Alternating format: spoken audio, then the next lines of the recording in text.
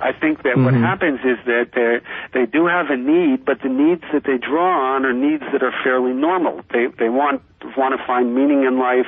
They want to cope with anxiety. They're upset about their society being on a downhill slope, things like that, and not that they're seeing Martians or that they're hearing voices or even that they're manic depressive. Now, every so often what happens is that you get a sadist, for example, as a concentration camp guard, or you get a sadist as a terrorist, and they manage to take advantage of their role, and it feeds, the mental illness feeds the political role, and the political role feeds the mental illness, and you get some peculiar type of sick terrorist. Right. But I think that mental illness would not be the model that I would use here.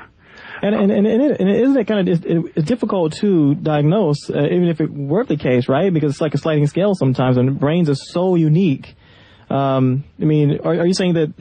I guess the question is, could there not be maybe physical components that maybe we have not identified yet with some of these personalities? Well, I just was talking the other day with a neuropsychologist in my department here, who told me, and I have not seen this study, but he told me that they had analyzed, somebody had done autopsies on the brains of suicide bombers in Afghanistan, I guess. Okay. I'm talking indirectly about a study I haven't read, and he said that they found brain abnormalities in a fairly large number of them, and so he was real excited about this, saying that he thinks he shows that there's something physiological going on. My guess is that if there is something physiological going on, we are not near the level of understanding it, and it's not going to be the sort of thing we're going to understand in the next 10, 20 years. But, there are those who argue that there's some brain-based explanation of this. Okay. The other thing is to get back to the narcissism point. Right. That if you look at Robert Pape is one of the major social scientists who've evaluated why people carry out suicide bombings. And in general, I disagree with his thesis, but I think it's worth pointing out that he says that from a psychological point of view, he thinks, first of all, that suicide bombing is not something that is particularly a tool of religious extremists. He says that all different types of extremists use it, and it's not particularly connected to Islam.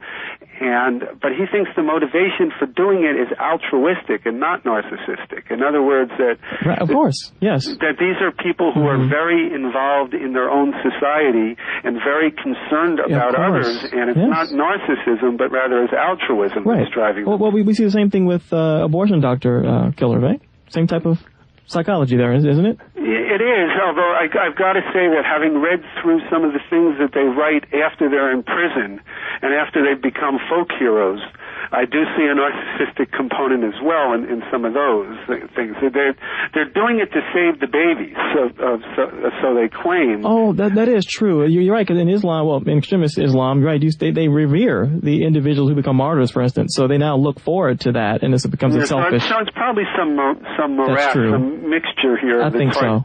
Of a variety of motives.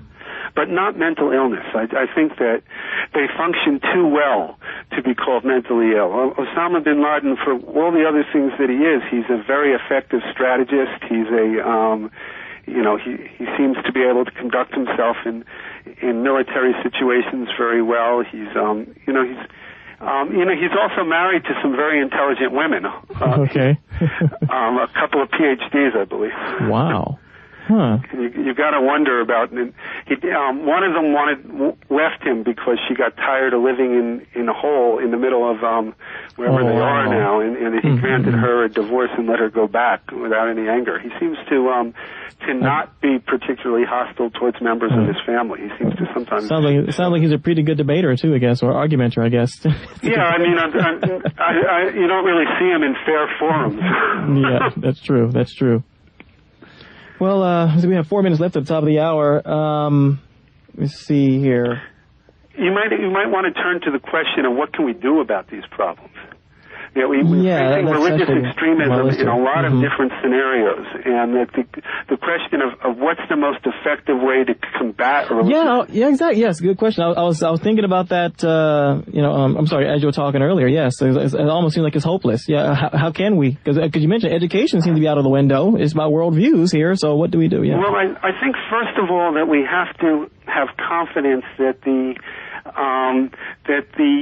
change that took place during the Enlightenment is not a change that's going to go away, and that ultimately they are backing the wrong horse. They may take a lot of bodies with them along the way, but the other thing is that the American policy should not be based on the idea that somehow this is all in response to our having done wrong things in the Middle East, and that's where this is all coming from, and that if only we would pull back and get reasonable and start to talk, and if we would find out that basically everybody wants the same thing, and that Islam is a religion of peace, and that I think that's not going to work in terms of dealing with the Islamic threat. I think there's going to have to be we're going to have to be ready to fight some of these guys to the death.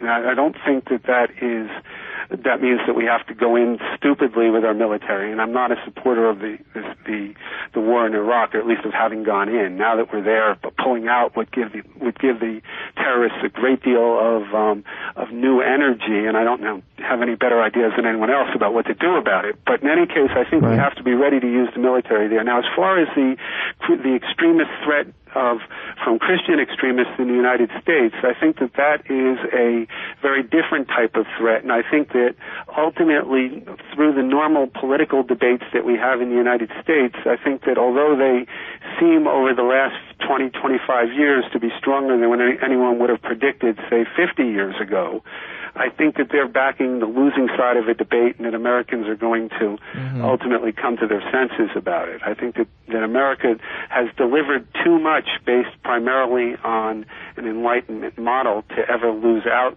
to those guys. So I think this prognosis is much better at home. Now, as far as Jewish extremists in Israel, I have a real nightmare scenario in mind, which is that there have been a number of Jewish extremists who've been trying to blow up the Dome of the Rock, and they've tried on a number of occasions to blow that up. And if they were successful in doing that, I think that the amount of anger that it would generate would be enough to precipitate possibly a world war, and would make any prospect of peace between Arabs and Israelis, disappear altogether. So, even though there's really only a handful of these Jewish extremists, I don't think that they should be written off as a threat either, and that in each of the religious communities, the religious people who want to be taken seriously by thinking people do have an obligation to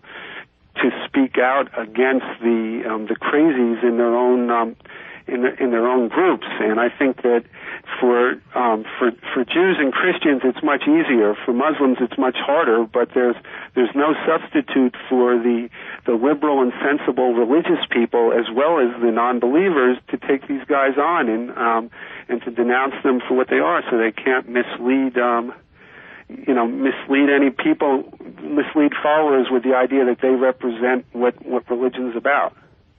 Wow. Okay. So it sounds like you're saying, what can we do here, on this end? But it sounds like, I guess those individuals, the moderates, they have to start speaking up for themselves. Like you're saying, they have to start speaking up. And because we mentioned education earlier, but it does sound like you're still saying education, but. Well, yeah, right. Education to some extent. I think it's more like counter-propaganda or something. Exactly. It's not like making them smarter, but making them more sensible. Oh, exactly. Okay, understood. Well, thank you very much for appearing on our program, Dr. Neil Kressel. I really appreciate it. Ladies and gentlemen, Bad Faith it's just out now, right? So Amazon.com? They can check it out. It's at Amazon. It's in local bookstores. Bad Faith, The Danger of Religious Extremism. It came out beginning of October. All right, excellent. Thank you very much, and hope to talk to you another time. Thanks for having me. No problem. Have a good night. Bye-bye.